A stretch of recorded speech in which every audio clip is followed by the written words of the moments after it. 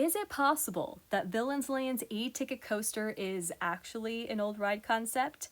Was this anticipated thrill ride originally meant for a different Disney World park?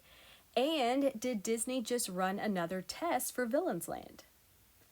Welcome back to the channel, everyone. You are watching Probably a Disney, and as we wait for more information about one of Disney's most intriguing new projects, which is Magic Kingdom Villains Land, my question is whether we actually know more than we think we do about the land's Maleficent coaster, if of course you know where to look.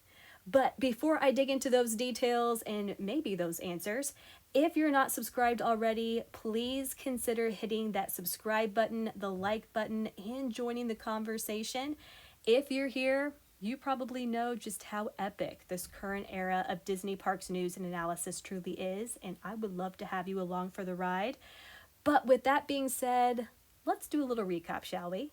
So Disney officially announced Villains Land for the Magic Kingdom at the 2024 D23 fan event in Anaheim, California, with Disney Experiences chairman Josh D'Amaro promising that this new land would offer 2 major attractions as well as dining and shopping, and he unveiled this piece of concept art, which is still the only artwork that we have at the time I'm recording, and which shows the ruins of what appears to be Maleficent's castle, some pathways and areas for guest traffic, some architecture showing where guests will likely shop, dine, and maybe embark on Villains Land's second ride, and this coaster, which is clearly inspired by Sleeping Beauty's Maleficent but in dragon form.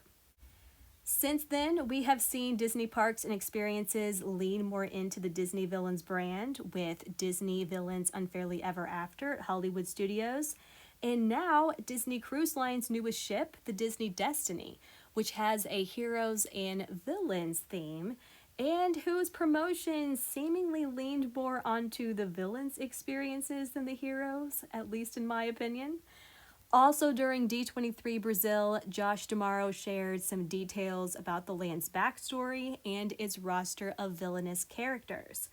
According to D'Amaro, a mysterious spell is responsible for why all those villains are congregating in one place, and he acknowledged 13 Disney baddies who were inspiring the land, ranging from Jafar to Cruella de Vil, Yzma, Captain Hook, Gaston, Ursula, Hades, the evil queen from Snow White, Chernabog from Fantasia, and of course, Maleficent. And then, in August at Destination D23, Disney shared even more info about the land, specifically about its design, which is definitely European and has some serious Art Nouveau influences. A perfect dark complement to Magic Kingdom's Fantasyland, but more on that in a minute. Also, as we have been covering on this channel, Tom Sawyer Island and the Rivers of America has closed, the river has been drained, and in recent weeks, the trees, the caves, the structures on the island have been demoed. In fact, the rear portion of the island, which will be used for Villains Land, is now almost entirely devoid of trees and has just been flattened. I actually mentioned in a recent video that I am curious to see if Disney intends to fast-track this project, not only from the progress they have made on the construction site, but simply due to public interest and how much Disney is already talking about it. And I do want to clarify that no, of course, I do not think that Villains Land and Cars Land will open together. I am just curious with how much Disney continues to name drop this project, if they would like to have it open a little earlier than post 2030. But that is a brief history of Villains Land and what we know so far. But now, let's get into the details about that coaster. In the concept art, we can clearly see a thrilling coaster whose track appears to be themed to and interwoven with briars, thorns, and brambles from Sleeping Beauty and Maleficent when she transforms into a dragon. Even more interesting is this detail here, where it appears that the coaster is partially underground. And I believe Disney is trying to convey the fact that there's going to be quite a bit of extensive rock work in this land. And while Disney has yet to give us any details or any concrete details on the land's 2 rides, of everything included in this artwork, the coaster is the most realized and clearly front and center. And I think I know why. I believe Villains Land's coaster was originally meant for another Disney World park and is actually an old idea. And if true, the old plans for this ride and everything else that was supposed to go along with it may hold some answers for what we're going to get at Villains Land. So once upon a time, Disney planned to build a dragon-inspired coaster known as Dragon's Tower for Disney's Animal Kingdom. And if you've ever wondered why there's a dragon front and center on the park's logo and at the park entrance, that is why. Dragon's Tower is one of those legendary, never-built attractions within Disney history. And even if you're familiar with the plans for this attraction, please stay with me because, like I said, I think there could be some answers here. But for those who don't know, Dragon's Tower was intended to be phase 2 of Disney's Animal Kingdom and a land called Beastly Kingdom, which was dedicated to the mythical animals and creatures, while the rest of the park focused on animals from the past and present. But here is what's interesting.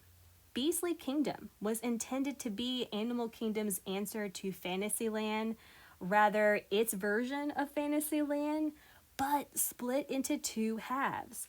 One half of the land would be about the friendly and beautiful fantasy creatures, while the other would be about those that were villains or dangerous threats. Now, I know that Magic Kingdom Villains Land is being built on what used to be Frontierland, but remember, this is not going to be a cartoonish or solely animated in its design style land. It's going to be European, it's going to be elegant, and it certainly looks and sounds like it could be a dark version of Fantasyland. So, in a sense, I think Imagineering is going to get that dark and light, that good versus evil version of a fantasy-driven land after all, just at the Magic Kingdom instead of Animal Kingdom. But that is just the start. The centerpiece or icon of this dark side of Beastly Kingdom would have been a crumbling castle. That's familiar to this artwork for Villains Land.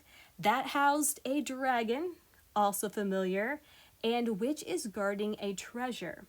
Then a group of bats were going to recruit guests to help take the dragon's riches, with the ride being a first ever suspension style coaster for Disney World, taking guests inside and outside the ride building and through ruins, with one of the biggest climactic moments being an encounter with a massive, record-breaking animatronic complete with fire and smoke effects.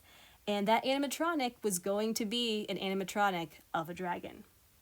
Now, from this artwork, it doesn't look like Disney is considering a suspension coaster for Villains Land. Whether that will change, who knows? But we do know we are finally getting that first ever suspension coaster at Disney World with Hollywood Studios' Monstropolis. But even so, the crumbling castle in ruins, outdoor portions of the ride, and a massive dragon, that is what Disney is conveying in this concept art for Villains Land. And I think that could be why we have this Maleficent dragon just randomly here in the art. I have always wondered why that was there because I thought it was pretty obvious that this coaster had a Maleficent theme. Why just plop her dragon here? But now I think it could be a clue that we will in fact cross paths with the massive animatronic Maleficent dragon during this roller coaster ride. Now, in all fairness, we don't currently know if Disney has changed course with their attraction plans for Villains Land. But to me, from what we have right now, it certainly seems like they could have gone to the archives, pulled out plans for Dragon's Tower, but just repurposed it for the Magic Kingdom and with a Disney IP, instead of relying on a mythical medieval dragon along the lines of, say, Smaug from The Hobbit. And one fact that makes me think this is even more likely was the publicized return of Animal Kingdom Imagineer Joe Rohde right before D23 2024, when Disney unveiled its plans for Villains Land. What's really ironic is that this would not be the first time a theme park in Orlando repurposed plans for Dragon's Tower. After Disney canceled its plans for the coaster and Beastly Kingdom, it turned this space into Camp Mini Mickey at Animal Kingdom, and which is now today Pandora the World of Avatar. But Imagineers who worked on the concept for Beastly Kingdom and Dragon's Tower then went to Universal and built a Dragon's Tower inspired roller coaster at Islands of Adventure called Dueling Dragons, which later became Dragon Challenge and finally closed to make way for Hagrid's Magical Creatures Motorbike Adventure. And wouldn't you know it, that attraction too has a few kind of similar themes to Beastly Kingdom. So if Villains Land's coaster is a retooling of the Dragon Tower concept, it could be said that this is the second time across multiple theme parks that this ride concept has been revived. Now, if Imagineering is truly repurposing Beastly Kingdom for Magic Kingdom, those old plans could hold other hints or clues about what is in store for Villains Land. For instance, there was going to be a hedge maze in Beastly Kingdom, something that Disneyland Paris has but never came to the stateside Disney parks. All of those thorns and brambles we're seeing here could make for a spooky hedge maze and one that would complement the look of the Maleficent coaster. Also, it could be that Imagineering will rework the plans for the attraction for the light side of Beastly Kingdom just for villains. We know that Villains Land's second attraction is going to be a decent sized ride. No kiddie spinner or filler attraction, but one that will stand on its own.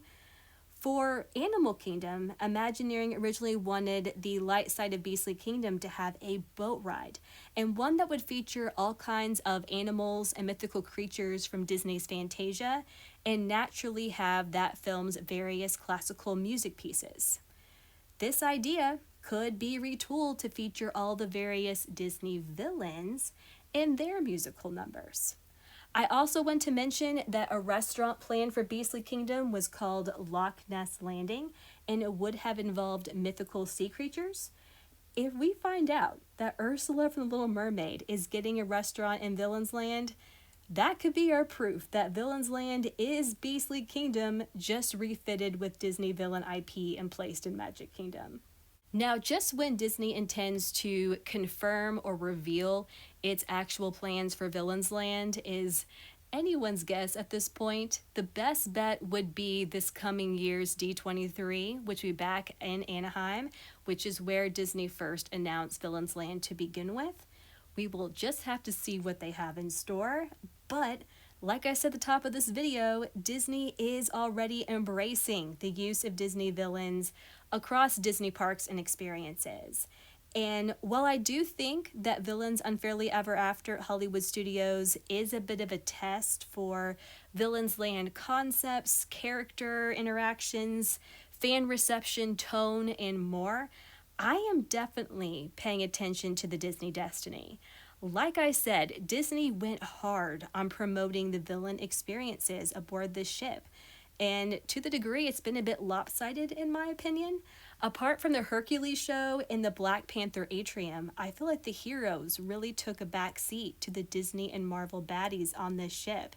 And those heroes that did kind of get a bit of the spotlight were more magical in nature already, which I don't really love, to be honest, just an observation there.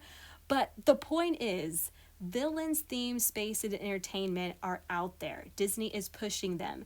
And you know they are gauging on how guests and I'm sure families with young kids are reacting and responding. It is definitely something to watch over the next couple of months and the next couple of years. But now it is question time. After nearly 30 years, are we finally going to get Dragon's Tower just with Maleficent? And what do you think about the odds of Villains Land having a boat ride and other similar features to Beastly Kingdom? And does this possibility excite you? If this theory proves to be true, do you like it when Disney repurposes old ideas for something new? please do let me know in the comments your thoughts, your opinions, and even your theories. And if you enjoyed today's video, you know what to do. Hit that like button, subscribe to the channel, and join the discussion for more theme park news, analysis, and speculation. But regardless, thank you for taking the time to watch. I will be watching for your comments and opinions, and I do hope that you have a magical day.